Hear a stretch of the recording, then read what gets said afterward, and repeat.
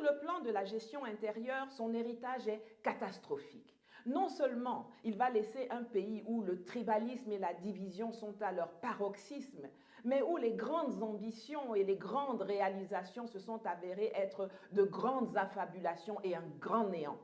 La misère morale qui caractérise le Cameroun n'a d'égal que la pauvreté criarde dans laquelle se trouve la majeure partie de la population, à l'exception de la petite caste dépravée, parvenue et corrompue qui gère le pays. Un Cameroun où les prostituées sont présentées par des membres du gouvernement comme des modèles de réussite sociétale d'une jeunesse égarée,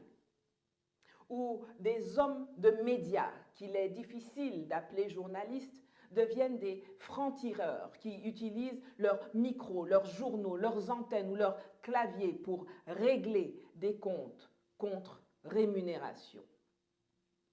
où le droit est penché, où les forces de l'ordre sont utilisées comme moyen de répression, où les grands commis de l'État font perdurer une situation pourrie aux noseaux pour se remplir les poches, où des militaires deviennent des tueurs à gages, où des procès débutent mais ne se terminent jamais, où des voyous sont intouchables,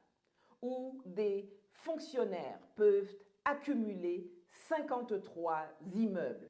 où les milliards détournés ne sont jamais remboursés,